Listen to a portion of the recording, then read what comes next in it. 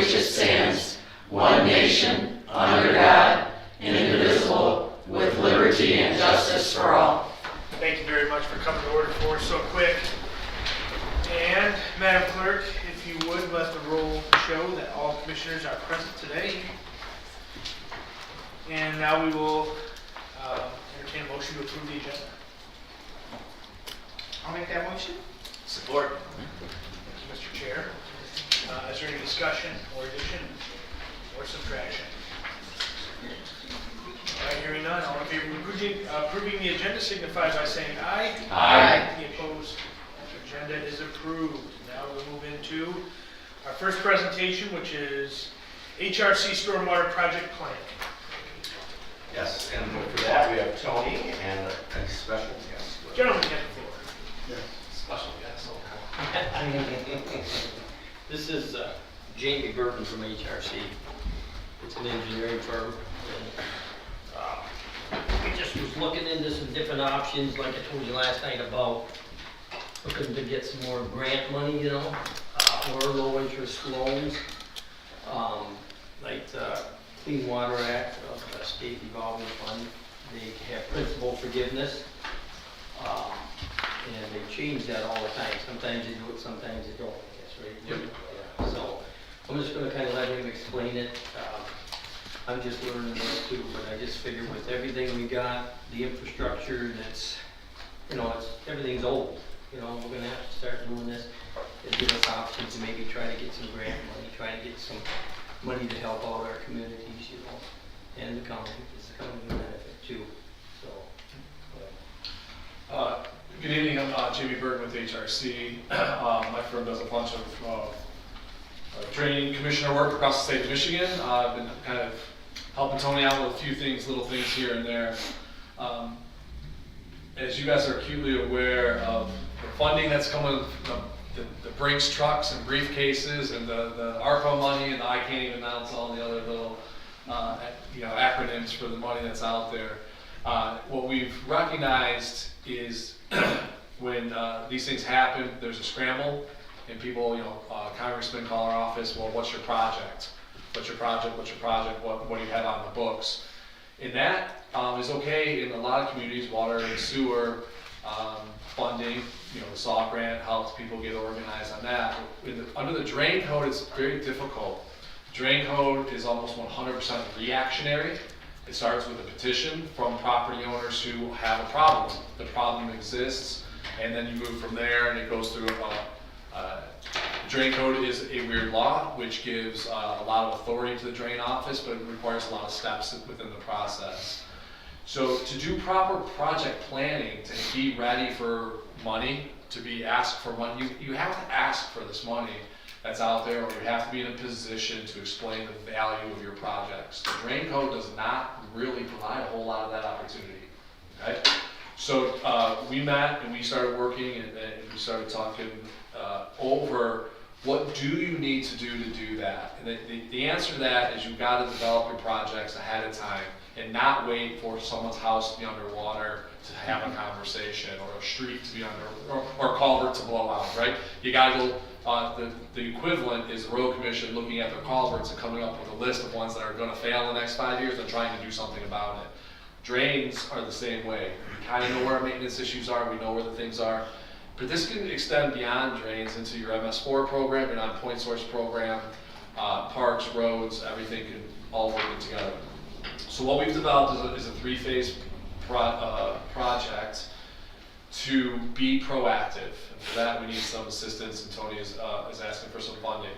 The first phase, which would be through fall of this year, would be basically to get with all these partners. As soon as we started talking about this, we met with the road department, the county coordinator's office, and projects start happening. As soon as you say, hey, listen, I'm trying to get a list, I'm trying to get organized here, townships kept saying, what about? So it's to pull all that together into a very descriptive list, prioritize, orders of magnitude cost estimates, the values of these projects. So when the congressman calls and says, hey, I have congressional direct funding, what's your project? It's not, I did this the other day. I just wrote Gary Peters, here's what we would like money for. And then my other client had 3 pages, nicely done, put together the cost, the partnerships, the value, the economics. What's the economics of the district we're trying to help? And we handed that to them. So I would ask you guys, which one would you take seriously and put on the list, right? So that just takes effort, time, and money. HRC, been around for over 107 years now, and we've done over $1 billion worth of grant funding for our clients. We know how to do this, but it takes a little effort and time up front. So that's phase one, get it organized. The biggest pot of money right now is the state revolving fund program, which has it's got sewer, it's got water, and it's got non-point source water quality projects. And when the feds dump money onto the state, they usually go to their normal silos of money, and they do principal forgiveness. These are loan programs, and they say, well, we're gonna give you a loan for $1 million, but we're gonna wipe off half of it in principal forgiveness, thus reducing your bond and your costs. It's also 2.5% to 2.25% interest rate, which until lately, that was about market value, but now we know that's not gonna be market value for much longer. That would be phase two, is develop that plan. That plan needs real serious consideration if they're not giving you principal forgiveness across the board. In the 2008-2009 stimulus package, they gave generalized principal forgiveness. If you submitted, you got money back. Right now, it's focusing in on, like low income, disadvantaged communities, emerging something, and lead copper service lines. Okay, it's Flint, Benton Harbor, the city of Detroit. Okay, and everybody else.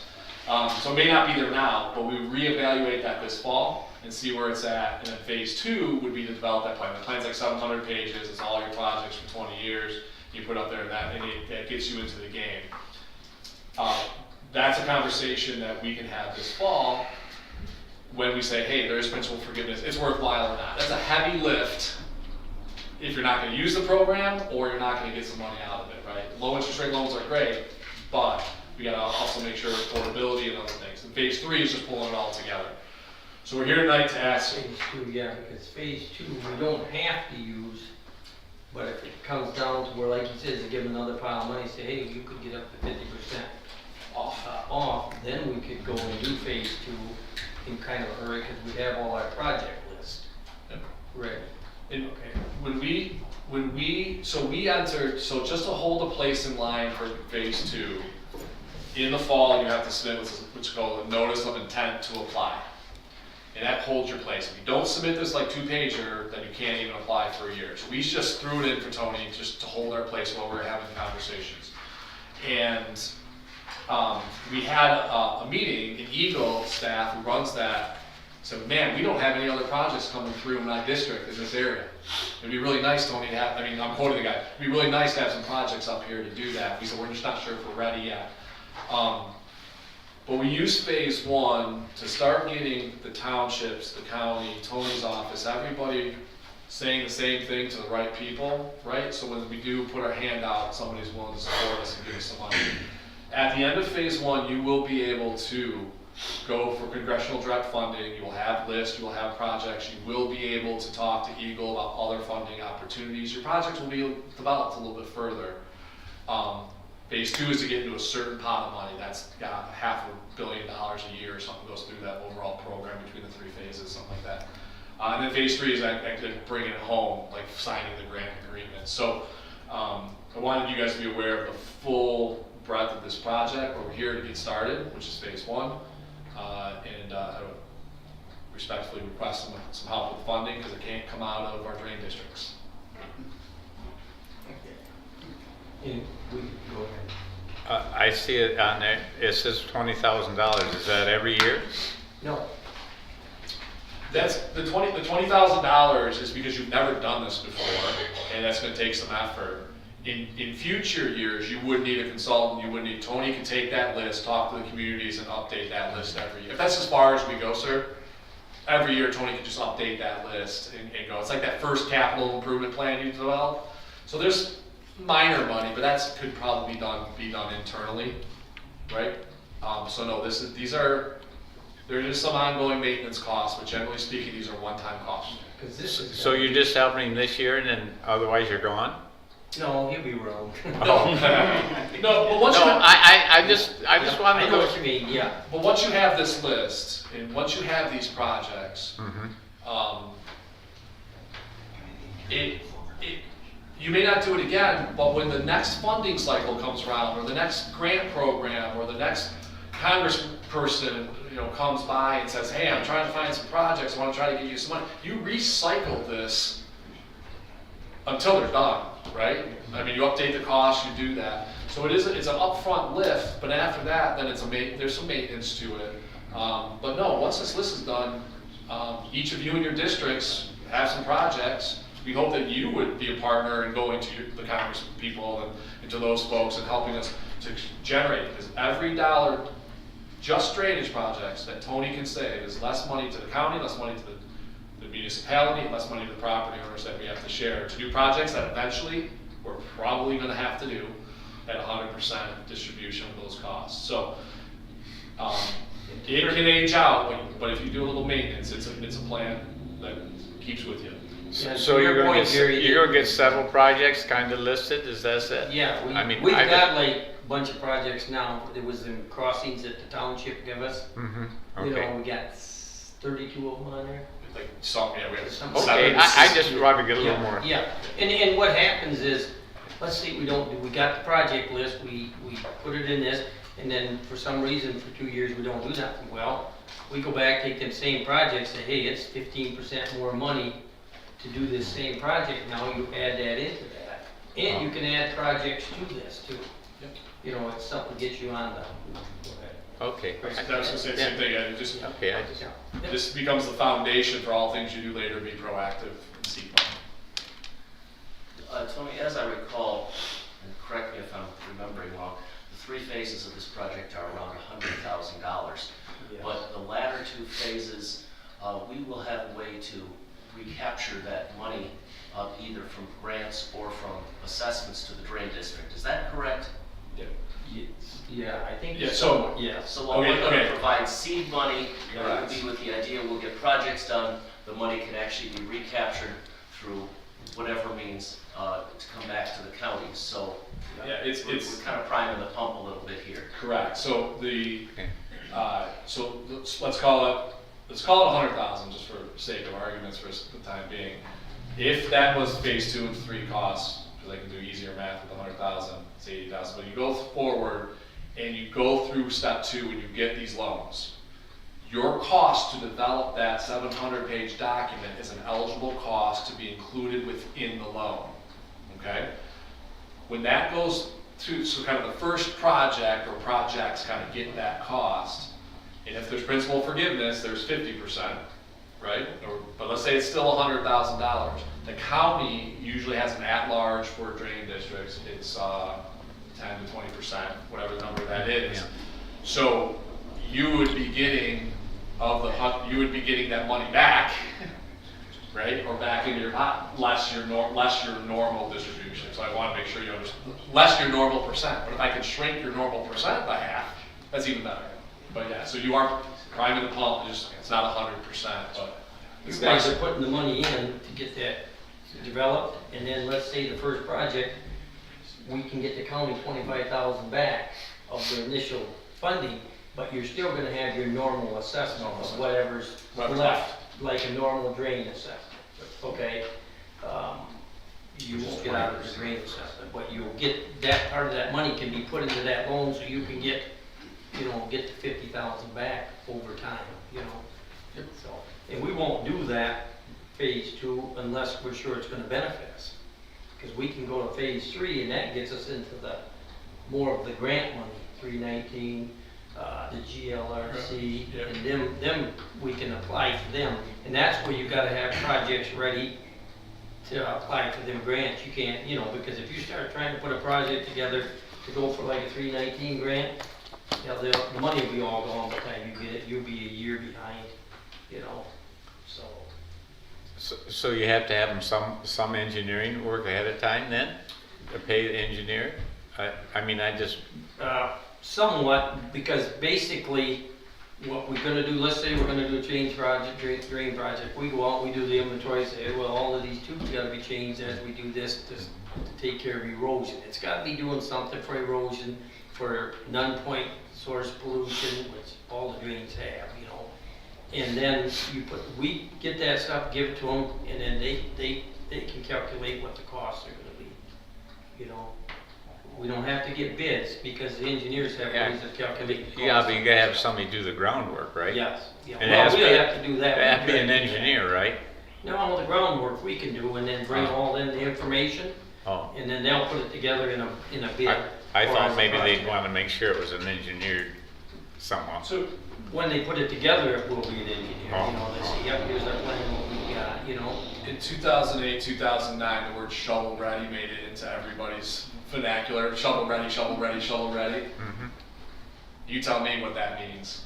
That for me, as an engineering firm who was doing them all over, that meant plans and specs that were on the shelf waiting to go, fully ready, fully permitted, to an idea, right?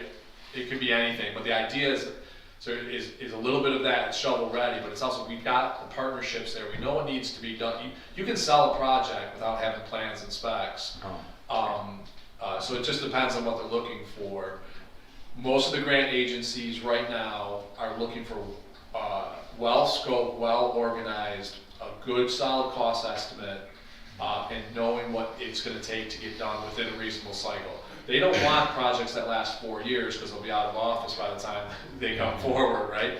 And so, but that range of the definition of shovel ready is pretty wide, and so we can balance. Tony can do a lot of that work internal without spending, doing some of that money. Because one of the examples would be like, Soil Conservation got a 319 grant for what they call the Looking Glass River watershed. Well, we had to commit to, I think it was 25% match. Well, we've got to go out every quarter, walk the county drain, get pictures, any tributaries that go into the Looking Glass, that's what they put into this grant, you know, and then we develop a plan of how to fix it. And well, this year could help us actually, because they're just developing a plan to what we need to do. This money just develops a plan, no work, it don't give you any money to do any work, you know, so. It's kind of complicated, you know, but. I just wanted to get a little bit clearer in my mind. Yep, I don't think that, yeah, because he explained it to me about 5 times before I finally got on, you know, too, you know, so. Any other discussion or comments, questions? Thank you, gentlemen. Thank you. Thank you. Alright. With that, we'll move into our public comments. It's my understanding that there's a mini presentation that's gonna happen just before. We're gonna let the folks talk, is that right? Or is that totally that? No, they're exciting it under public comment. Okay, yeah, that's what I meant. So we'll let them You go want this first. stuff, information? Yes. I'll get it for you while they're doing it. I'm going to introduce two people to you today. I'm not staying for the resolution this afternoon. I think we explained everything as well as I could, and Ryan's here to cover for me. I have a meeting with the historic people over in Shiawassee. This is the opportunity for two people that are in your resolution to show themselves. Gary Burke, former water and sewer engineer for the city of Shiawassee. Kevin Smith, former attorney for the Attorney General's office. Both played critical roles in the fact that the Shiatown Dam area is all restored and already available for public use. But to do that, Gary wants to back up that resolution you're going to deal with later today and explain a few things, and Kevin will do something about all that new real estate that you picked up.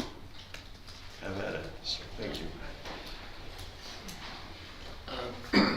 Actually, I'd like to start out and give you, like a little bit of a written handout. It's a press release, includes a little bit of a timeline, like how the project was financed, and do I give that to you, District? Yeah, just give them all there. Okay.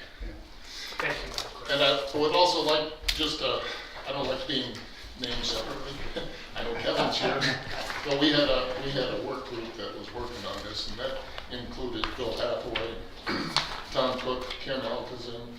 We had some assistance from our staff people, Lorraine Austin, now retired, previous executive director for the Twins, and Sarah Baker. And then Johnson and even Tony Newman, like, helped out.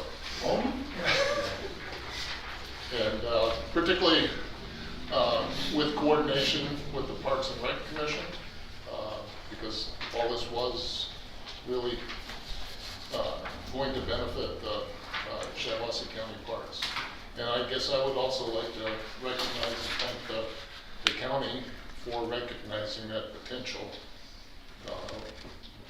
A lot went into the dam removal project, but there's a lot going on with the park, including the reforestation, and I think this is also kind of a second invitation to come out on April 29th, you know, for a celebration of that. So if you could make it, it's 1 o'clock at the East Park Pavilion. But anyway, we also hope that the parcel that included the dam is owned by the Michigan Land Bank on tax reversion. They would like to get rid of it.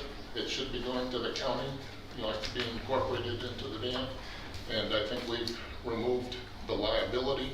There is some follow-up monitoring required for the DEQ permitting, but that could stay with the Land Bank and the state of Michigan, and that would not. Don't ignore that. Am I done? That was my fault. No, you were not. I'm almost done. And not be a burden on the county. So, and we hope to get that land transfer so that it could be incorporated actually into the park. So that's all I have. Thank you. Thank you. Thank you. I just wanted to comment briefly on some of the property issues out there that I looked at. First of all, I started with looking to see what the county acquired from Consumers Power, actually from the township who acquired it from Consumers Power.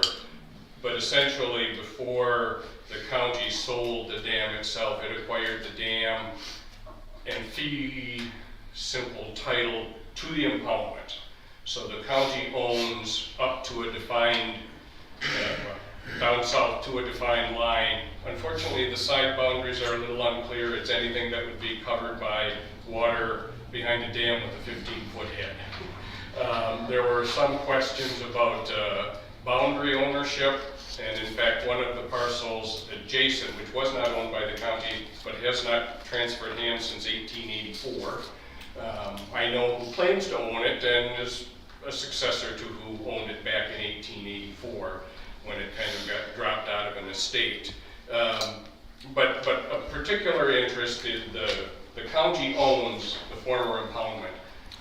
It sold the 2 wing dams and the dam structure back in the 80s, as well as an access easement to them with the intent of it being reactivated for hydro, and that's what's now owned by the state. But they also at that time transferred all of the flowage easements that Consumers Power had conveyed out in '55, which means the county owns the impoundment area, and the 2 parts are on either side, the east and the west, but owns that probably 75 acres of bottom land that was under the impoundment, subject to flowage rights, which are now held by the land bank.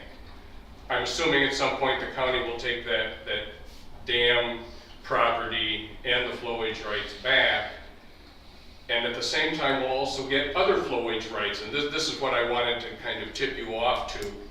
Consumers had flowage rights that went significantly further south than what is now the county's ownership. That is to say, the consumers own the fee on a big chunk, and they own a whole lot more flowage rights upstream.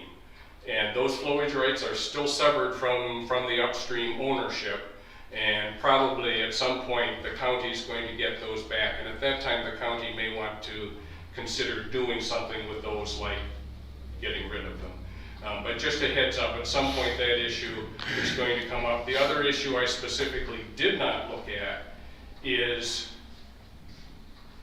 who owns what that is not owned by the county below an elevation that would be flooded by 15 feet, because of the fact that Those were all privately owned bottom lands covered by water. They were subject to a flowage rate up to a 15-foot head. But when people were buying property back in 1920, they didn't want to pay for all that bottom land. So the buyer would buy up to the edge of the impoundment. Underneath that impoundment was property the seller owned, subject to the flowage easements, and it never got transferred. There are big chunks of property below that 15-foot elevation, south of the county ownership, and I'm not even going to venture to guess who owns it. But at some point, people may be squabbling amongst themselves over who owns it. The county doesn't own it. I didn't look at it because it's too confusing, and so a heads up. The county may very well end up with flowage rights over it. The county isn't going to own it, and the county's not going to have to decide what to do with it. Now, in some areas I know where dams have been removed and issues of bottom land have come up, I know in one county the tax assessor just went out and divided it up and said, here it is. Sent out tax bills with new descriptions and nobody questioned it. But that's probably not the preferred way to do it. So those issues are floating out there that don't involve the county, but there will be flowage rights that probably will be held by the county. But the county clearly has title to all of the old impoundment, but at this point not yet the dam area itself. That's held by the state. And like Phil, I'm afraid I'm not going to be able to stay for the resolution. I have a 6 o'clock meeting in Bath. Thank you. Thank you. Thanks, Kevin. You're right. Yes, gentlemen, I think I speak on behalf of this board. Thank you for all the work that you guys have done. I think we speak for the citizens of Shiawassee County as well. Great thing. So thank you for your time and your service. I would say it is, like a pretty major project for a volunteer organization to undertake. But we've got a good board of directors, and a couple of us are retired. But it was, it's hard to see a project like this that's going to take, like a decade or longer to get through. And I'm getting tired of doing grant administration. Thank you. No, you guys are appreciated. Thanks, Phil, everyone, for everything you did. And still do. Thank you for the time. Thank you. Thanks, Phil. Is there anyone else that would like to address the board at this time? Yeah, you got my ticket. Then guess what? You are up, Mr. All right. Wausau Town. Yeah, Tom Mankey, Wausau Township. What I'm here to discuss and tell you about today is the meeting that was held last night. It was a great meeting. I wish I would have seen all of you there. It concerned all of Shiawassee County. It concerns many counties around. The project Kim, though nobody will actually say it's done, we're probably not going to ever see a project Kim. But there's all this land saved. In fact, it is so much land, and it is so valued by industries and by other by companies that we have an opportunity here with this large volume of land to bring in possibly a major international company. There was talk last night on how it could be electric cars, electric car batteries, it's just because it's so huge, and there isn't any land in mid-Michigan anymore that's this big. And what are we looking at? The tax, oh my gosh. It's incredible what the tax revenue could be off of that property. Anyways, the event was held by the SEDP and all the state SEDP, and there were people there from different agencies, and it is to find out what do the people in Vernon Durand want to do with that property. And I can understand that, except we no longer live in a little microcosm. This is huge for all of us. This is huge for every township. How many jobs? We could have 3,000 jobs brought in there. Real easy, boom. We're right on I-69. We're right on the railroad.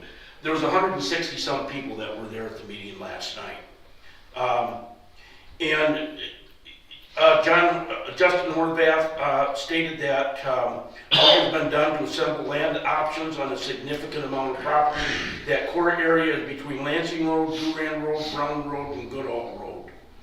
And he stated that this is not an update on Project Tim, but a meeting to look at new opportunities for this land to help the area grow and prosper. I'll be straight up. On most of the people there, I'm going to say over 85% were my age or above. And I ticked off a few people when I stood up and I said, you're talking to the wrong crowd. You need to be talking to 20 and 30-year-old because in 20 years, we're going to all be dead. The old retired people didn't like that one at all. They didn't care about the 20, 30-year-olds. But they cared about their retirement. Right now, they don't want any more business in that county or in our county, and anyways.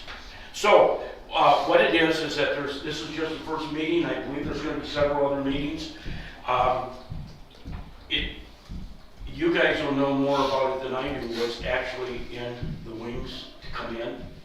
It sounds to me like there's some in the wings to come in, and these are all legalities that we're doing right now. But that's just my feeling, because it was mentioned that there were things ready. So we have, just so that you know, it was a great meeting. It lasted over 2 hours, 2 hours and 20 minutes, and it's a great opportunity for this county, unbelievably great. So that's all. Thank you for that update, Mr. Lemke. All right, is there anyone else who would like to address the committee this time? Okay, you're done. Let's move into our committee motions and reports. We'll start off with our committee of the whole report, which is to entertain a motion to approve Resolution 22-04-08, amending and restarting the comprehensive financial plan. I'll make it. Make sure. Support. We have support. Questions or discussion regarding item A under committee of the whole? If I can just hit a couple of highlights for you guys. So this is revamped because it required having the road commission information in it, despite the fact that they are a component unit and largely on their own, but you do have an overall fiduciary responsibility to them from the legislation in 1909 that created it. And this would be taking out approximately $53 million in loans for the bond, which will save us substantial money over the course of the time. The longer that we wait, the more that is reduced. Now, this does not include every unit. There are a handful of units that are tied in with us that are not included, such as Pleasant View, which is a component unit also, but they are on their own. They do their own thing. They have their own plan. Another one is 911. They are a self-funded unit. Theirs is completely independent of the general fund. There's no real advantage in us bonding for those. So our total liabilities is somewhere around $60 million, even though we're taking 53 to do this project. May I ask a question? So I was asking Chairman Bruder about this ahead of time. So our total liability is $60 million in the county-ish for all of the plans that are included and all the ones that are not, or is this for all the plans that are included? That's a good question. So until the road commission numbers were put in there, it included all of them except the road commission. Now with the road commission, it gets a little higher, but they're still not included in it because they're not technically part of our government. But what, so in that plan, Yeah. there's a long list of Yes. a bunch of different plans And that are different included divisions. and divisions, and there's a longish list that are not. So is the 60 million It's just the ones that are just the ones that are bonded. included, that are bonded? So there is more liability besides what Yes. we're bonding. We can only bond for 95% of the liability. But we can only bond for 95% of the 60 million, right? Correct. We are eligible to take out $65 million in bonds. What is the other portion that we're not bonding because those divisions are not included? About $7 million. Okay. More or less, those are round numbers. Because those are separate, but that does not include the road commission. Right.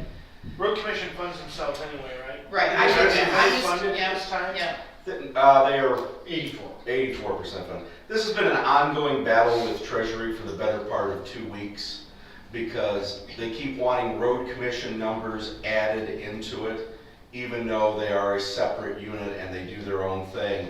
But because of this legislation that created them out of counties over 100 years ago, we had to get all of their numbers and put it in. There was some concern from the road commission, like, well, you know, if the county defaults on bonds, will they be the ones that have to pick up the tab for the county? No, it's the other way around. If the event that the Don't road tell them that, commission, for goodness sakes. and I did, in the event that something happens with the road commission, because they were part and parcel of the county at some point, we do have a certain amount of impact from them on our financial credit. So it has been a long, drawn-out battle over this back and forth of whether to include it or not include it, because Standard & Poor's did not include the road commission in their assessment of the county.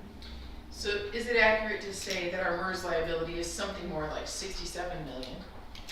We are bonding for 60 million and we can bond for a percentage of that, which is 53 million. Correct. Okay. That would be an accurate assumption. Okay. That number seems to keep going up. And it does, and then the longer that we're here, it's gonna keep going. And that's why MERS wants 4 million, 4.5, and 5, and 5.5, 6, 7, 8, Peaks in the year $12 million 2034. out of our $19 million budget. Yep. That's correct. Yeah, the peak in 2034 is unreal, if you guys ever take a chance to look at that. Yeah. It cannot be done. Well, and once we get done with this bonding process, we will be talking about the 5%. Because we're bonding for 95%, we'll be talking about the other 5%, and where we will be discussing options for making a total cash payment for that. And what that will do is shave off about $2 million a year in fundings and payments and interest and penalties. What was it, like 20 to 24 million total that we were gonna come out top if things stayed the same? It's dropping precipitously as the interest rates continue to rise. Unfortunately. It was 24, now it's down to about 15 million. But keep in mind, this whole deal is premised on 5.5% return on your money. Anything over that is, and the average is, I mean, an average could be over a 10-year period, 7.6, 7.9.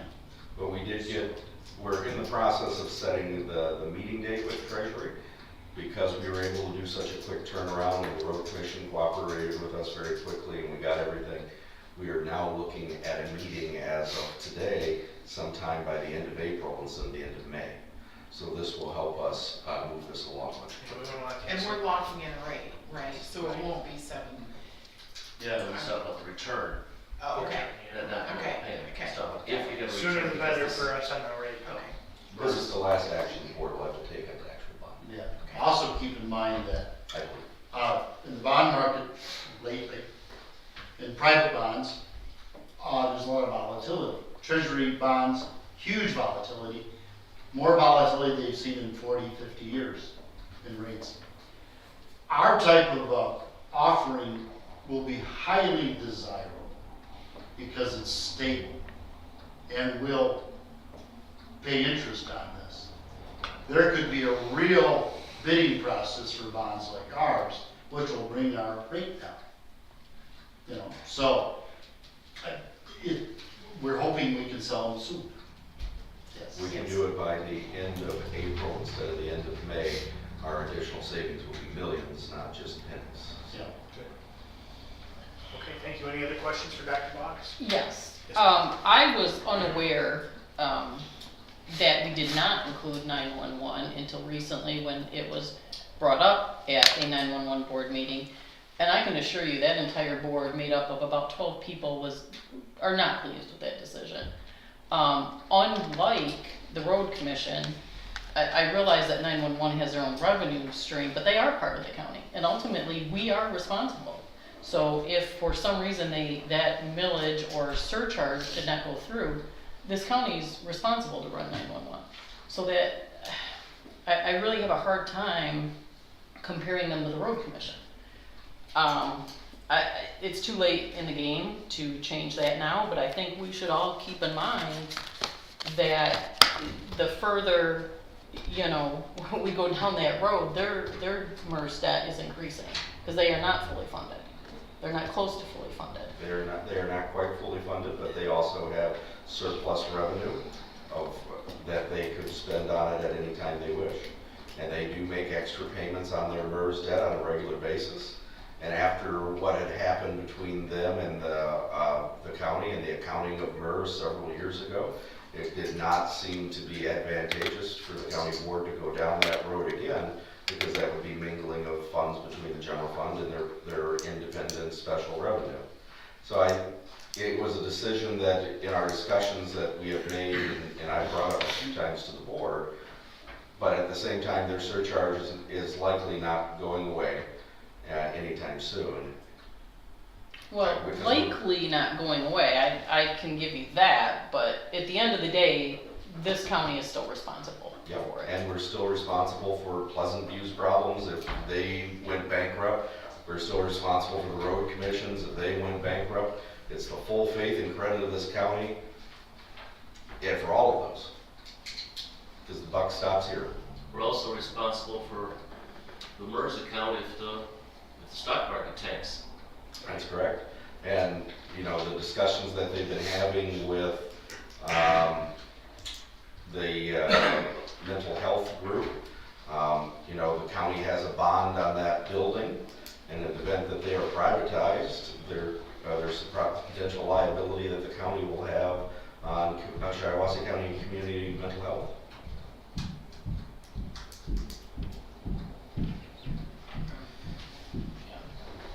I don't think that not adding 911 is necessarily a statement of our lack of commitment to them in any way.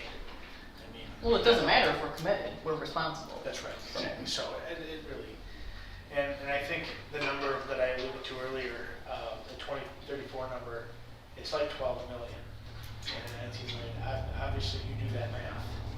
It's unsustainable. So I mean, this in some ways a move of desperation.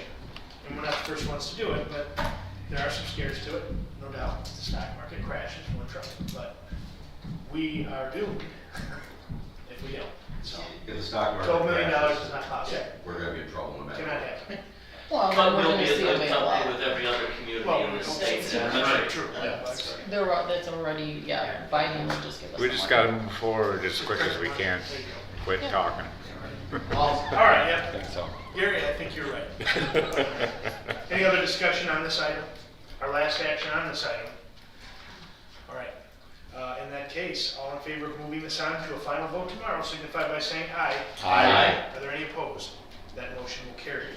This now will turn the floor over to Commissioner John Plowman for our Finance and Administration Committee report. Thank you, Mr. Chairman. I move to accept and place on file the 2021 County Clerk Year-End Report. Support. Motion on the floor and a second for item A. Questions or discussion? All right, hearing none. All in favor of moving item A forward, signify by saying aye. Aye. Any opposed? Motion carries. I move to approve the immediate construction needs to the courthouse and approve the engineering proposal for Brand Row in amount not to exceed $400,000. Support. Item B has been moved and supported. Questions or discussion? Yes. Yes, ma'am. So this $400,000 that we are approving would be earmarked for ARPA funds. With our. With ARPA funds. Did we get an accounting of what we have spent? Yes. I'm going to have it during my report at the end. So after we vote. Well, this is not your final vote. It's just to move it through the committee. And this will be changing probably tomorrow to a very accurate number. When they come in and do their presentation, they'll be the first thing on the agenda. Commissioner Webster? Yeah, that was just the other night, I thought we had talked about a number that was something like 400,000 for the engineering, and then the construction was gonna be in addition to that. That is- And there's no number here for construction. So the engineering cost is 300 and, what was it, 360? 40. 345. 345. So they figured the other 50. Okay, okay, So we give a top figure. okay. Any other questions or discussion? Hearing none. All in favor of moving item B forward to a final vote tomorrow, signify by saying aye. Aye. Any opposed? That motion carries. Move to accept bid from SLH Metals Inc. to replace the Capitan and jail railing in amount not to exceed $22,649.72. Support. Item C moved and supported. Questions or discussion? Hearing none. All in favor of moving it forward, signify by saying aye. Aye. Any opposed? Motion carries. I move to approve the proposal from HRC for Phase 1 stormwater project planning in amount not to exceed $20,000. Support. Item D moved and supported. Questions or discussion? All right, hearing none. All in favor of moving it forward, signify by saying aye. Aye. Any opposed, same sign. That motion carries. Mr. Chairman, that concludes my report. Thank you, Commissioner Plowman. At this time, we'll move into our Economic and Physical Development Committee report. Chairman Broder, floor is yours. Thank you. I move that we approve the 2022 total equalized valuation and authorize the board chair and county clerk to execute the necessary documents. Support. Item A moved and supported. Questions or discussion? Hearing none. All in favor of moving it forward, signify by saying aye. Aye. Any opposed? Motion carries. I move that we approve the rehabilitation mortgage discharge for Iris Hammerstrom, 510 White Oak Drive, Perry. Support. Item B moved and supported. Questions, discussion? Hearing none. All in favor, signify by saying aye. Aye. Any opposed? Motion carries. I heard two, and I didn't hear who the two were that seconded. Gary's older than I am, so he'll. Okay. Very good. I move that we approve the contract for services with Carter Consulting LLC to administer the Emergency Homeowners Rehabilitation Program and authorize the chair to execute the same. Support. Item C moved and supported. Questions or discussion? Hearing none. All in favor of item C, moving forward, signify by saying aye. Aye. Any opposed? Motion carries. I move that we approve the placement of a memorial bench for Jana Curley at the Circuit Court facility. Support. Item D moved and supported. Discussion? Hearing none. All in favor of item D moving forward, signify by saying aye. Aye. Any opposed? Motion will carry. I move that we confirm the chair's appointment of the following individuals. Randy Hazel to the Brownfield Authority Board, Zach Nicholson and Michael Carr to Parks Board, and Todd Thomas to the Planning Commission. Support. Item E moved and supported. Any discussion? All right, Commissioners, all in favor of moving item E forward, signify by saying aye. Aye. Are there any opposed? That motion will carry. That concludes the report. Thank you, Mr. Chairman. I appreciate you running that report for us. And now we'll move into our Public Safety and Courts Committee report. Commissioner Webster. Thank you, Mr. Chairman. Item A, I move to affirm the chair's appointments to the Community Corrections Advisory Board. Item A moved and support. Discussion. Do we know the scope of this committee? Mr. Chair. Dr. Boggs. So this is just the formation of it. They're not eligible to apply for any grants this year because the deadline is either within a week or has passed by a week, one of the two. So this would be them looking for projects and beginning to meet to discuss things to apply for next year for different funding programs. One of the things that is a subcomponent of this is the pre-trial services program that they're looking to run, which happens, takes place in that spot after you are arrested and arraigned and before you go to trial, and it's part of bonding and the conditions set on bonding. And so that is one of the things that the courts are interested in spending their portion of the opioid money on. In the next week or so, as soon as Eric gets done with the report, I'll be sending it out to you for the opioid settlement related to all the restrictions on spending and funding and things of that nature. Most of it, if not all of it, will go to the courts, and this is probably, we believe at this point it is an allowable expense for this pretrial services program, which is something that would fall under the Community Corrections Advisory Board for additional funding in the years to come. It was necessary that we have a Community Corrections Advisory Board active in order to do the pretrial services that the courts very much want. One of the department heads raised the concern to me a while ago that this could become a department equal to like the public defender's office, that it could become a very large component of the county. I don't know that to be the case, but Currently, pretrial services by Judge Stewart's request will be staffed through the administration office until such time for budgeting and finance and things like that. So if there is anyone assigned with that opioid money, they will be here at the moment. But we have not gotten the money yet. We have gotten projections on what the money will be, but we haven't gotten a letter saying, here it is, or any kind of deposit yet. So I don't want to spend anything until we have complete confidence in that. so this isn't gonna be like Parks Board that meets once a month. This is It gonna has to be be a, at least quarterly, I believe, to be considered active by the state. okay.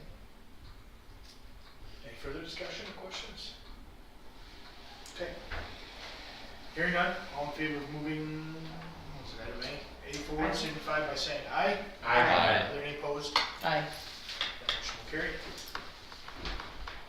Item B, approve the proposal for Lexipol for new policies creation for the Corrections Division in an amount not to exceed $9,370.48 from Fund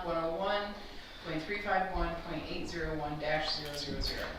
Item B moved Support. and supported. Questions, discussion? Hearing none, all in favor of moving forward, signify by saying aye. Aye. Any opposed? Motion carries. Item C, approve the contract renewal with Combined Public Communications for inmate phone visitation and authorize the chair to execute the same. Support. Item moved and supported. C, questions or discussion? Hearing none, all in favor of item C moving forward, signify by saying aye. Aye. Any opposed? Motion carries. Item D, I move to approve the creation and posting of a deputy director for 911. Support. Item D moved and supported. Questions or discussion? I just have one. Yes. Yesterday in our presentation, did the 911 board, did they make a, Recommendation? yeah, I believe they did. Unanimous to oh, support okay, this. all right. I said, hey, did they, okay, very good, that's all I needed to know. Good question. Any further discussion? Hearing none, all in favor of item D moving forward, signify by saying aye. Aye. Are there any opposed? That motion carries. Item E, I move to approve refilling of 2 at-home specialists at grade 1, step 1, with compensation of hours not to exceed the budget of $19,818. Support. Item E moved and supported. Discussion. Hearing none, all in favor of moving forward, signify by saying aye. Aye. Any opposed? That motion carries. Item F, I move to approve the contract between Shiawassee County Health and Wellness and Shiawassee County for juvenile services and authorize the chair to execute the same. Support. Item F moved and supported. Questions or discussion? Hearing none, all in favor, signify by saying aye. Aye. Any opposed? Motion carries. I move to replace the jail camera server system in an amount not to exceed $22,445.33. Support. Item G moved and supported. Questions or discussion? All right, with none, all in favor of moving item G forward, signify by saying aye. Aye. Any opposed? That will carry. And thank you, Madam Webster, for your report. And so now we will move on to our Health and Human Services Committee. The chairman of that committee is Commissioner Garber. Thank you. I move that we waive the attorney-client privilege and make the April 5th, 2022 privileged letter between Cole, Stoker, and Toski PC and Michael Reeves available to the public. Further move that the county intends this waiver to be limited to the described letter and that letter only. Support. Item A moved and supported. Questions or discussion? Hearing none, all in favor signify by saying aye. Aye. Any opposed? Motion carries. I move that we instruct corporate counsel to draft and place on the ballot with the Shiawassee County Clerk a millage for the August primary for senior services at .50 mils for 4 years. Support. Item B moved and supported. Questions or discussion? I just have one thing. I'm not opposed to putting this on the ballot. Certainly the voters undoubtedly would support this, but I was very surprised to learn that we are only serving 350 people countywide with these meals.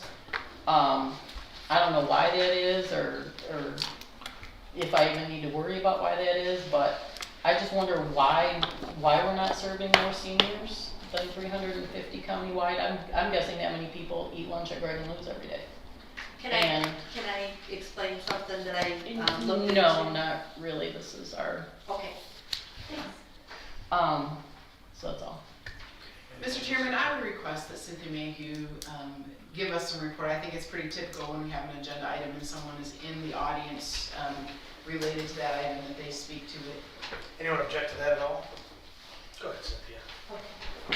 I pulled these numbers after the meeting last night because as of last year, the 2020, which starts October 1st of 2020 through September 30th of 2021, I wanted to give you the numbers that are projected from Valley Area Agency on Aging. So they're the ones that tells us, we're gonna give you this amount of money, this is how many people we are projecting that you're gonna serve, and this is how much units that we are gonna give you based on the dollar amount. So our congregate meals, which is actually the projected number of clients to serve, would have been 761 clients, and we actually served 276. Now again, those people, the 276, were either picking things up curbside, and they're just now starting to come back into the senior centers because of the pandemic. Projected number of units was 20,397, and we had actual units of 19,413 meals. So we were in a deficiency of 984 meals based on the projected units that they gave us. Now, if we would have had our senior centers up and running fully, we might have actually met or exceeded that particular unit. The home delivered meals that you're talking about, our projected number of clients is 538. We actually served in that time frame 522 clients with the projected units of 65,638 meals is what they projected. We actually served over 20,000 meals above and beyond what they're projected of units to serve, which was 85,642. And last night I was talking about 76,000 because that's what we have done in the past.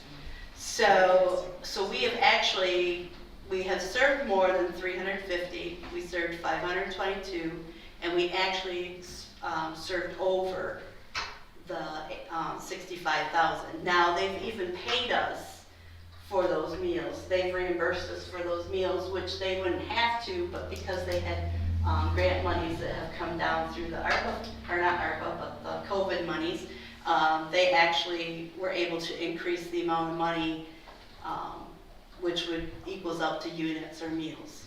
So our homemaker services, now our homemaker, personal care, respite, and home injury control, any of those people could be served in other programs, but these are the numbers that are specific to those programs, so they could be duplicated numbers. Homemaker, our projected clients was 60, we served 49. Projected number of units was 4,987, our actual units were 2,533.75, with a deficiency of 2,453.25. That's more of a concern to me because I know there's a lot of people that could use personal care and homemaking and respite care, but it's getting the referrals and getting people to get those services. Now again, this was during a pandemic period of time where people didn't want us to come into their home, or we were limited on number of staff that we had because we did have a shortage at one time of direct care workers. So that was the personal care. Homemaking, though, we had 60 projected units, 49 actual clients, and we were just under a deficiency of 387 units, which equaled out to 2,394 that we used during that period of time. So, you know, I mean, that just gives you an idea. Valley is very pleased that the numbers that we have hit due to the pandemic. There's a lot of people that they weren't even going into the homes to do services.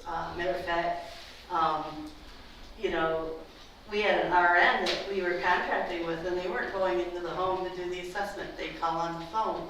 Well, how do you do assessment with somebody on the phone? Because they're going to tell you they're just fine. There's no problem.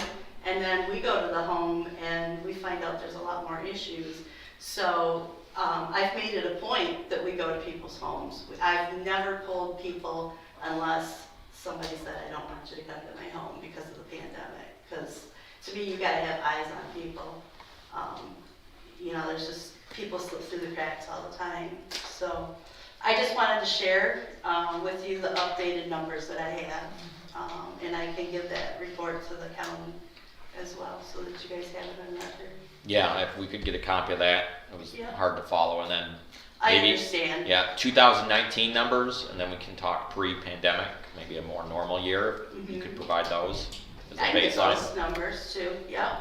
Well, and I think it's important to note too that I mean, SCOA does a lot more than just home delivered meals and congregate meals. They're also offering self-defense class for senior adults and exercise classes and other social events and in-home health care. And I mean, there's just a whole lot of services to seniors. And so, you know, the meal numbers is just one part of what SCOA does. Yes. And that would have been helpful yesterday to have that information and some correct numbers, because I could go back and watch the video and I wrote the numbers down, and the numbers yesterday and today are nowhere near They the are same. different. And I'm because so confused, I want to just move on and. I was pulling that out of my head because I didn't bring that with me. So that's why I did bring the numbers tonight, just in case. So Thank you. You're welcome. Very much. All right, is there any further discussion on this item? No, please. Do you want me to email you? Regarding item B, all in favor of moving this forward onto a final vote tomorrow signify by saying aye. Aye. Any opposed? That motion carries. Gary. Thank you. I move that we approve resolution 22-04-07 commemorating the completion of Chi-Town Dam removal, site reforestation, park rededication, and approve the access agreement. Support. Item C moved and supported. Questions or discussion regarding this item? Hearing none. All in favor of moving it forward signify by saying aye. Aye. Any opposed? Well, by the way, I was going to offer to read it. But I was going to ask, but. Motion carried. We'll all wait around after. Yeah. Read it yourself. All right, I move that we appoint Dr. Michael Markey as the medical examiner for Shiawassee County and Dr. Christopher Hosh as the deputy medical examiner of record. Support. Item D moved and supported. Questions or discussion? Hearing none. All in favor of moving it forward signify by saying aye. Aye. Any opposed? Motion carries. That concludes Health and Human Services. Thank you for your report. At this time, we will move the floor to the chairperson of the board. Get to be a long meeting, I think I'll pass tonight. Okay, understood. Dr. Boggs. Yes, so I'm just going to pass this out to you. The only thing I'm going to cover tonight is where we are with ARPA funding currently. We do all get this, and then I will walk you through the document that Tracy and myself prepared on this. So currently, now these are not all spent, they're either budgeted or encumbered, which means they're being held to be spent. And this is based on, I'll say which ones are part of the budget and which ones are things that you independently approve. The first first five under 2022 are things that were included in the budget. Additional funding for cleaning and PPE, make up a deficit for the law library, which is part of the CERT report funding, family court support of $93,000 to make up for their lost revenue, and a request for additional funding from the health department for $83,000, the Smart Start program, which is a program that's part of CERT report. So those ones were part of the budget. These next ones were approved independently by the board at one time or another, but these are the totals. So for 2002, fleet vehicle upgrades. So these are police cruisers, sheriff's deputy cruisers, also one vehicle, I think, for building and grounds are included in that number. Can I ask, so these are things we've approved in the budget and now you're using ARPA funds? No, they've either, the first 5 were from the budget. These ones are, the ones we're on now, the fleet vehicle upgrades, the board voted on those each independently. And we knew we were voting on ARPA funds when we voted on them? Yes. Okay. Prosecutor's office was voted on for additional funding of $100,000. The VA building renovations grant match, when you originally approved the contractor to begin its work related to the VA building change, that's that number of $2,500. The jail roof and windows of $260. Park renovations was where we hired an additional employee that was paid for out of ARPA, plus improvements to the park was $104. And then the money that you mentioned previously for Branro was $100,000. And then the 2021 revenue replacement, the $3.2 million, that is broken down below. So we note it as revenue replacement because you can take up to $10 million of revenue replacement. However, revenue replacement needs a project code assigned to it so that it covers, so it's covered for reporting. So the ARPA payments are listed there. The COVID expenses, these are things that supplies, masks, products, styrofoam dishes for the jail, tables for prosecutor, breath check for district court, cable, all of those things are listed as part of the expenses that we've incurred in covering COVID exposure issues. The membership that was approved for the SEDP, and then these last 4, November, December, and July, cover payroll transfers from the general fund related to public safety, because those were additional expenses. Then the money that was used for the drain office and the prosecutor.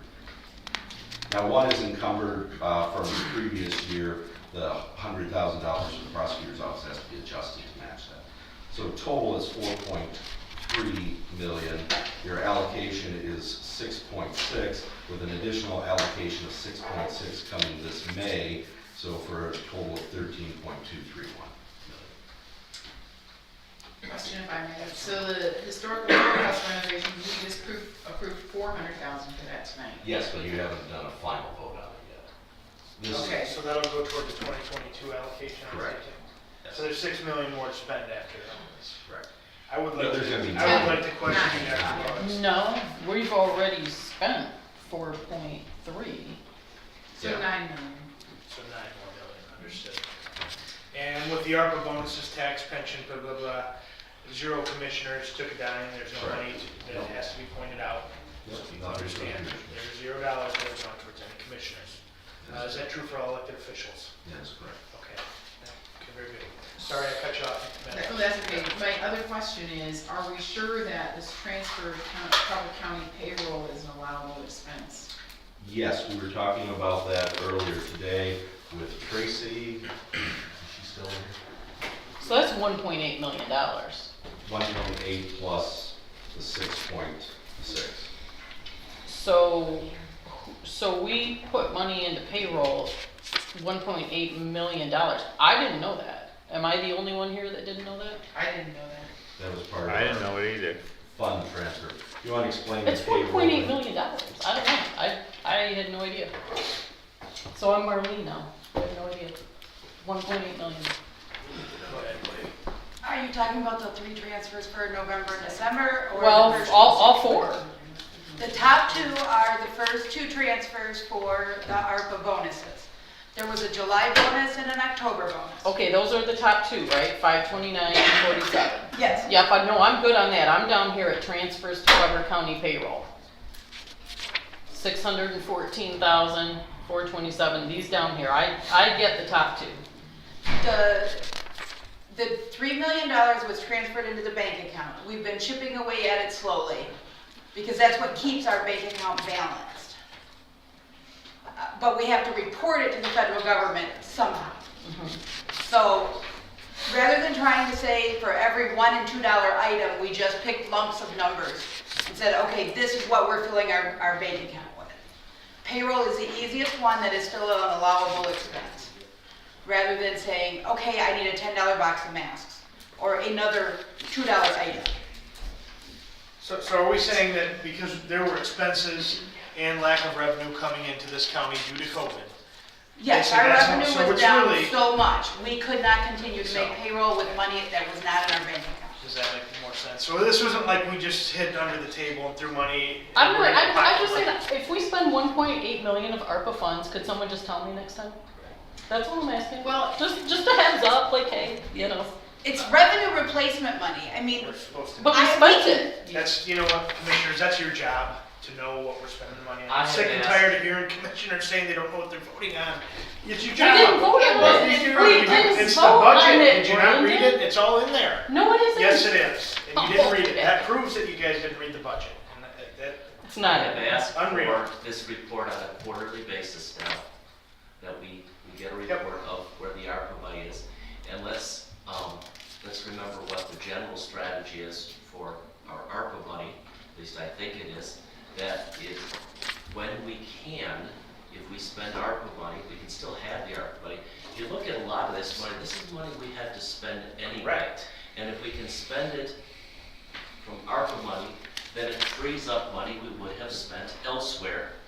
And then we have fewer restrictions in reporting on it. If I look at the big hits here, 1.8 million for payroll, $200,000 pay ahead on the SEDP membership, which we would have had to pay, $300,000 to shore up the drain office, $250,000 on vehicles, the jail roof and windows, another $250,000. That is really the bulk of everything. Things we would have had to find from our general fund or not do. And what that means is that our general fund has several $1 million that we the wouldn't fund have balance in the audit will go up by the amount that we show as expense. There is going to be an increase in this year's fund balance. So did we use ARPA funds to balance the budget? Yes, For because that is payroll? our revenue replacement. That's For what that is. payroll? It's for, you can call it anything you want. Because, but revenue we didn't have had to come out of that ARPA fund. Because that's what that was. With the court revenue going down, we can't make the court's payroll. With the jail revenue being down, we can't make the jail payroll. So it evens out the cash flow. Yes, Correct. That's right. yes. So we've still spent So it isn't like 4.3 we million. nefariously spent money under the table. We Money that didn't come nefariously in. spend it, but I We just had to don't. supplement what So was- you knew we spent 4.3 million of ARPA money already? Well, as this stuff was getting voted on, you had to imagine it was adding up. Well, No. I think Gary didn't know, I didn't know, Marlene. I think That's Commissioner what I'm Garber's concern is That's what I'm afraid of. the 1.8 million in Yeah. the That's- payroll, I understand. meaning that Well, and can I, Mr. Chairman, Yes, you I may. went to a workshop on this at the legislative conference a few weeks ago on the ARPA funds, and it was presented by 2 public sector consultants and by someone from the Michigan Attorney General's office. And the way we have approached this ARPA funds thing is much different than most communities are doing. A lot of communities put together a group of people who try to talk about something transformational that we're gonna do with this money. Revenue replacement is an allowable expense, but they said if you want to invite an audit from Treasury, then do that, because this is the kind of stuff happening that is gonna look suspicious, because you can't use ARPA funds to sustain a long-term financial problem, which I know this is not what this is, but you can, and when you do revenue replacement, the likelihood of that being transparent, which is what we're talking about here, just goes down. And so that's the concern, is that it muddies the it waters. does muddy the waters, and it's very hard to Perhaps tell we then. should do it. How we just sort of, I agree. because we haven't had sort of a big conversation about what do we want to do with the ARPA funds. If we had all said, okay, we have 14 million, X number's going to revenue replacement, X number's going to the courthouse, X number's going to this, then we would know. But when I feel like we're nickeling and diming this money, It is. and that we're not doing with it what was intended to be done. Now, I'm not saying that we did anything illegal here. I'm just saying it isn't clear. It isn't clear to commissioners, and it's not clear to the I understand and agree with public. that statement, for sure. Is it true that because the situation's been fluid, that's kind of why we've had to piecemeal together? Is it possible? No, it's or part is of it the, possible? part of the ARPA money was used to stimulate things.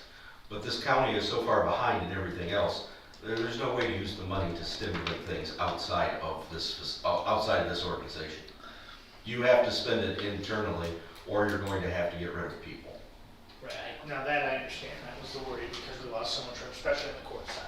Yeah, so I mean, it's either spend it internally on people, So, or you're gonna have is to there a start way that we paying can get people. commissioners a real breakdown, so that, Yep. and the public a breakdown, quite frankly, so that they know where the money is? Well, we have it now. I mean, this is Yeah, but I it. want the public to have it too. We have this, but this is more detailed. It's an important document, I think. Keep in mind that, you know, with the court system not running, there was not any fees or revenue coming. Correct. Then why did we lay people off? County employees drew unemployment and got paid to the tune of $1.3 million, $1,343,000 to be kind of exact. If you would lay off the county employees, though, we wouldn't be able to actually run to get things back up to collect the money. And that's a lot of institutional knowledge that might just never come back, and the judges and the department heads. Well, I don't think we would lay off the judges, but No, there's, I So, just think that It's also before a we, look back at what we should have done. yeah. And again, I hope you didn't miss what Tracy said. Tracy said, our fund balance will go up. In other words, the money is not, all of the money is not necessarily gone. The money is simply, we use ARPA funds, and I agree with this, where we absolutely legally can. If it substitutes for money we would have to spend anyway, that means we have those dollars for other needs, whether they are immediate needs such as, well, our operations, or if at the end of the day, hey, look, we can pay down some of our bond. Again, we don't want to do anything that'll bring on an audit, but we don't want to be so cautious that we don't use this as an opportunity. You know, you talk about let's do, you know, revolutionary things or meaningful things for our county. You know what would be meaningful for our county? Let's not go bankrupt. Let's pay our bills. Let's make sure we don't have to get rid of more people and cut services. I understand, and I did ask that we get these reports more often, but I agree with the general tenor of what we've done with these ARPA funds. We have, there's nothing here that I don't think we really pretty much had to do. We had to replace roofs, we had to buy vehicles, we had to pay for the SEDP, we had to pay our payroll. We probably had to throw $300,000 into revolving account. We had to do those things. So this is kind of an accounting argument. yeah, I would just like to know, that's all. I'm not disagreeing with anything on this report. I understand what Tracy's saying, she does an amazing job. But before we put 1.8 million of ARPA funds in payroll, I would have just liked to have known that. Well, the other That's thing, all I'm saying. the other thing I would add, two things. One, because your fund balance is going up, that's unrestricted money. So we're just backdooring it in. Which is a standard accounting thing, as you know.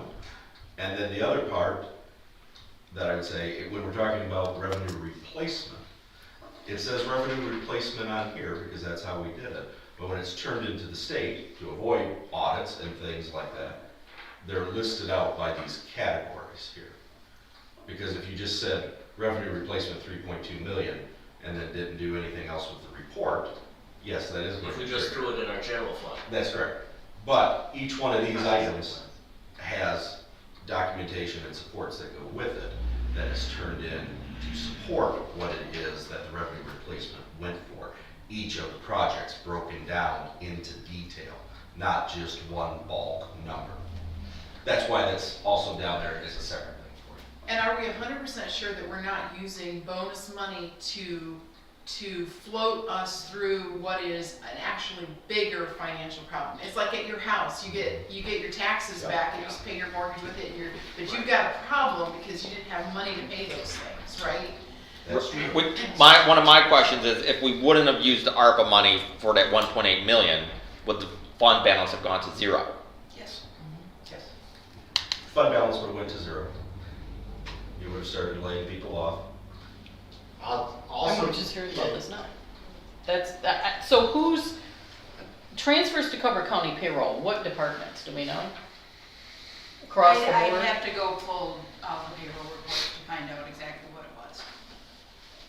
So, But it's, the initial federal reporting didn't require the project breakdown. okay, You either categorize the money as revenue replacement or one of the other 5 general areas that we were given originally.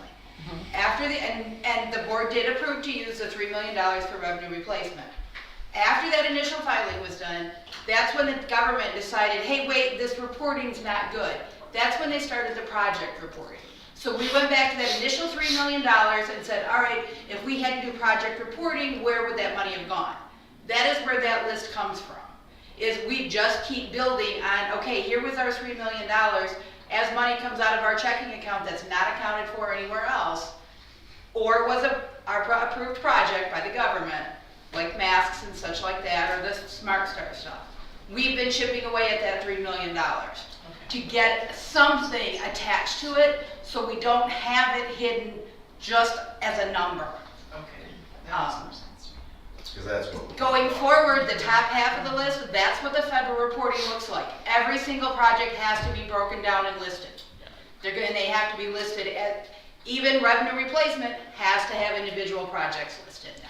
I don't think anyone has any concern about the law library or the vehicles. I think that's all pretty standard. I think it's Yeah, this that's 1.8 million of. But now your fund balance has unrestricted money in it to spend. It's not spent, all of it. Correct. That can be so spent before we wherever spend it it, can you just, I don't know, Well, we say. maybe a heads up? recommending we spend it, but. Highlighted sort Well, of. and if we get this report on a regular It's basis, called that's gonna help. fund balance. Yeah. Keep in mind, with this type of reporting, we still have, what, $9 million to go, and by December 31st of this year, we have to have that all encumbered, both projects or revenue, whatever we do that's legal, of course, there's a whole layer of things if you read the. Sadly, the courthouse is Yeah, gonna that's- really help us out with Yeah. that. Yeah, that's gonna be half of it right there, of that It 9 is. million. But, so I need more thoughts as to the other 4.5 million. I think I would like to see why we're not gonna have to use more money for payroll replacement in the future. We And won't what know that cost, until we see our revenues. how did we lose? Is that all That's that kind of lost the money shield. just from the court? Where else did we lose the revenue from? That's a lot. The I'd jail. love to see if we can use that because. The jail, to me, because we no longer it's rent an out our awesome jail. use of the funds. Do we So see I our think revenues we need to already see going up that. This year? I wanna see where we revenues- lost money. Revenues have incoming gone from. up in some of the departments, but not all. So the we're not jail- necessarily back to pre-COVID. No, we're So not. we are in trouble still. The So jail, you are right. the jail is still down. They're not renting beds right now. We haven't done that in years. Well, that's where some of their revenue came from. They were doing that pre-COVID. And then we have not realized a complete turnaround in the courts yet. I think once they catch up to some of their civil docket, we will. Keep in mind too that our SEV is gonna contribute $1 million more this year. Yes. That helps a lot. That does help, but that still is, the county is always in this position where it's just barely edging one over the other, without some kind of major economic development. At some point, it's going to, expenses will exceed revenue. Okay, also keep in mind, if the last magazine that came out, Michigan Association of Counties, the average size of our county, what commissioners run on, the mills that come from the public, ours is like 5.55. That's before Headley knocks it down a little bit. Most counties have to have about 7.3. We operate on 5.555 before Headley affects it. I think Headley is now 5.4647 this year, the next year that 4647 will be 4523. So if I'm not including millage like for Pleasant View or 4-H, those are millages of the voters, but for our own operation, we do 5.555. Average county our size is 7.5. 2 more mills from the public to operate for what we do at 5.555. That is quite remarkable. You read the article, that points it right out. Yeah. So, anyway, that's just one of those areas where we can get really talking about the big picture. If we had 2 more mills the last 20 years, 2 more mills for operational, just what we do, commissioners, we're not talking about Pleasant View, we're not talking about the road commission, we're not talking about millage raised for senior citizens, we're just talking about our payroll, so to speak. Think the difference that would have made. Right. Yeah, there's no way I'm adding 2 mills. No, I know the public. No. We can't even get what No, we've. that wasn't the point. The point Yeah. is, No. actually, for all things considered, we have been quite frugal. Resourceful. As we should be. Yes. Commissioner Holzhausen. Yeah, they talked about the jail rental and for people. I don't think that's a moneymaker. That's a big loss. They take up more electricity, more water, more damage. We get all the prisoners that nobody else wants. That's a big. If we take care of our own people and put them on tethers, we don't need a new jail. We don't need everything over there all smashed up and things done. That's my opinion. So. And we are moving towards doing more tethering programs and stuff like that, which in the long run is a cheaper alternative to incarceration. And we don't need people from other counties, that's for sure. That's It's also part of the new pretrial services, because there are people who just can't make bond, and we keep them for a huge number of days very often because they can't come up with $500. So that should, if that is successful, if that's a successful program, that should alleviate some cost as well. Well, anything you can do to help prevent recidivism is a great thing. And we heard, the chairman and myself heard about one yesterday who had been in jail from the time they got arrested to present because they couldn't come up with $50 to pay the bondsman so that they could get out. And then people like that will then be tethered now instead of staying in the jail, which should be a cost saving overall. We spent more money than $50 in a couple of hours to house them. Yeah. That's why we don't need prisoners from other counties. I would have gave them the $50. It can even be worse than that, and then while they're in jail, they get in more trouble. Yeah. And someone who really was savable. It's not a good place to be. Yes, I don't want to say made a mistake, because these aren't mistakes. People intentionally make decisions and do bad things. But you don't want to ruin someone's life just because they did something wrong. Because they didn't have $50. They would have probation, they would have a fine, they have community service, and you throw them in jail for months on end. There's some tragic stories out there. It would be great if we could come up with a way that they could earn the $50 to get out. And I think that's part of what pretrial services and the Community Corrections Advisory Board are going to start working on. It's just another piece. I mean, they could work half a day and be done. Judge Stewart is much more eloquent on this subject than myself. Is there any discussion regarding this? Thank you, Dr. Bob. Do you have anything else? No, if I have any other details on general operations, I'll be Okay. In that case, we are going to turn the floor over to the public to have their say, and we'll start with Mr. Tom Mankey from Owasso Township.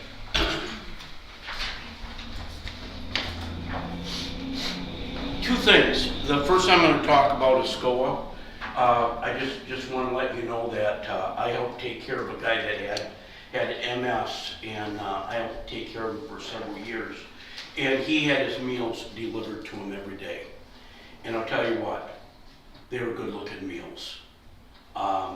They looked, they smelled good, and he enjoyed it. And he's a very, he's the type of individual that likes to complain, but he never complained about his meal. And he really liked that someone came in and said hi to him.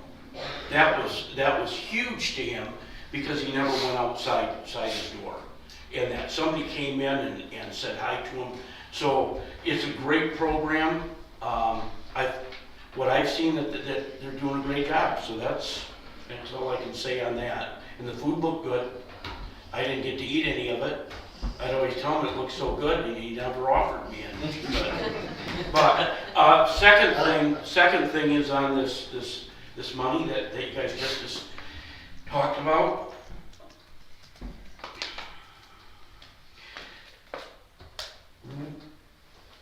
We need to know in the media so that we can tell the people without it being spun, as some are going to spend this today, that you spent 1.8 million of this money and no one knew.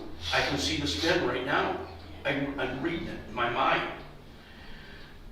If we wanted to keep everything above board, it would have been real simple for you all to have said, listen, at a meeting, because several of you didn't even know, so that even makes it even worse. I can read the articles right now. So-and-so didn't know, so-and-so, and they just spent 1.8 million.